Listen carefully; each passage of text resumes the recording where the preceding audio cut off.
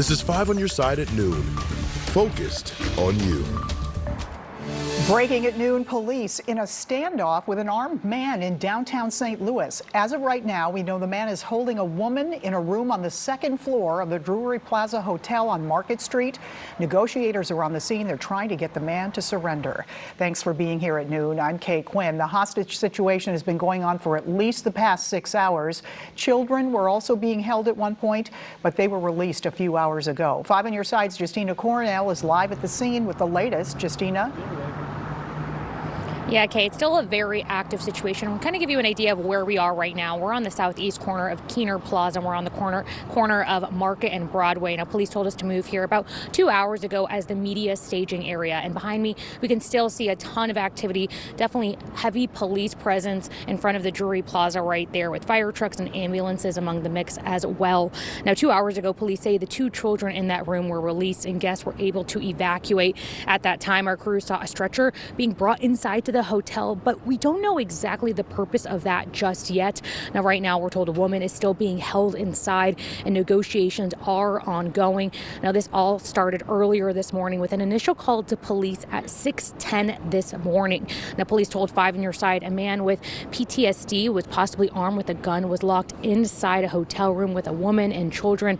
An employee told us this was all happening on the second floor. Now, right now, we don't know the relationship between the man and these hostages, and we don't know if anyone is injured yet. Now, police tell us they will update us as soon as they learn any information. And of course, as long as we learn anything, we'll make sure to update you with any other updates online on ksdk.com and on our social media apps. Reporting live, Justina Cornell, 5 on your side. And Justina, it looks like traffic is blocked off where you are. No cars being allowed down the road there in front of the hotel. Definitely. So there's no cars right now being allowed to go through Market Street. So as you can tell right there, it is all blocked off. But of course, going towards Broadway that way, that is still going on. People are still walking around, but they're telling people to avoid the area. So if you are around downtown, make sure to avoid this area to be safe and make sure to let police do their job. All right, thank you so much, Justina. We continue to track a weather alert, all due to the dense fog. Thick fog has blanketed the area all morning.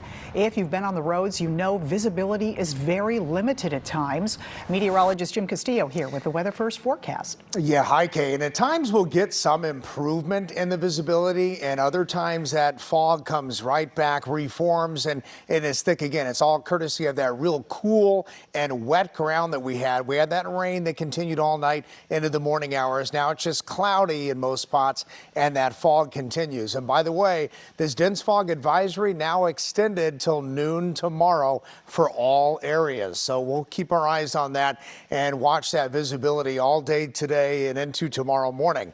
So right now, look at the visibility at Weldon Spring. It looks okay, just low clouds. Farmington, your visibility is pretty good there, at least where the camera is. Cuba, Missouri at the airport, also pretty good visibility. And then that thicker fog around Highland, Illinois at this moment. So the current readings of the visibility include a 1/4 mile. So that's very low around St. Charles and Alton. Salem, Illinois, a 1/4 mile. Look at Flora coming in at 0 visibility. So probably less than a 1/4 mile there. And Litchfield, same deal. Then you get to Farmington and Perryville, you have a 10-mile visibility. So this is the way it's going to be all the way through at least noon tomorrow. And I'll have much more on our next rain chance coming up in just in a few minutes in Maine weather. We'll see you then. Thank you, Jim. Developing today, a deadly fire in Wood River. Crews arrived at a home on Chesson Avenue early this morning. Firefighters tell us they found a woman's body near the back of the home. The fire marshal is now on the scene looking for a cause. We don't know the name of the victim yet. Also developing, police in St. Louis investigating a deadly shooting that left a juvenile dead. It happened this morning in front of the City Museum at 15th and Lucas. Police haven't shared the age of the victim or any other details. We do know someone drove the victim to Cardinal Glennon Children's Hospital, where the boy died. Video from the scene shows at least 18 evidence markers on the ground.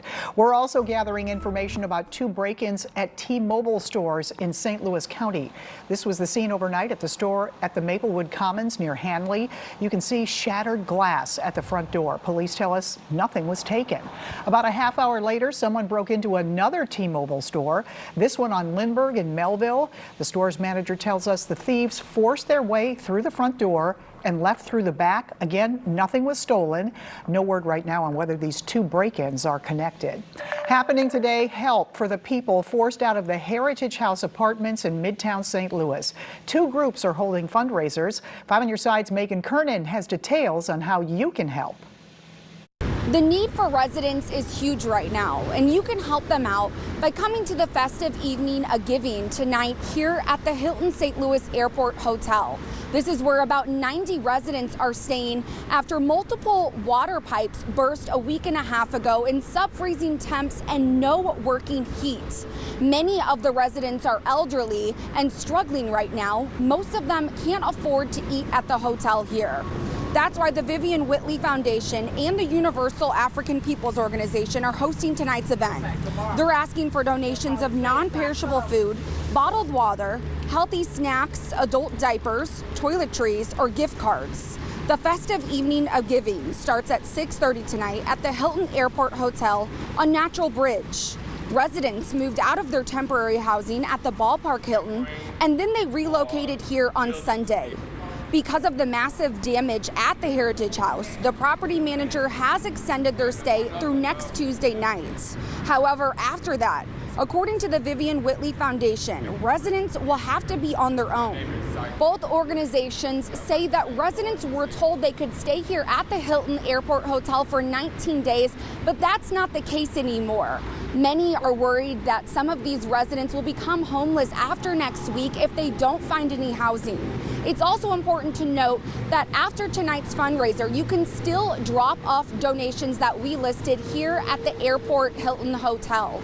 Reporting in Bridgeton, Megan Kernan, 5 on Your Side.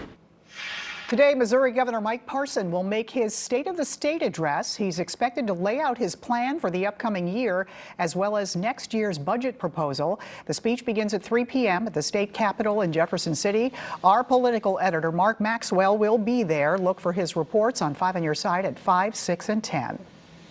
Fan page funds genocide in this council co-signs. An abrupt end to the St. Louis County Council meeting yesterday. A group of pro-Palestinian protesters demanded a ceasefire in Gaza. They're referring to the war between Israel and Hamas.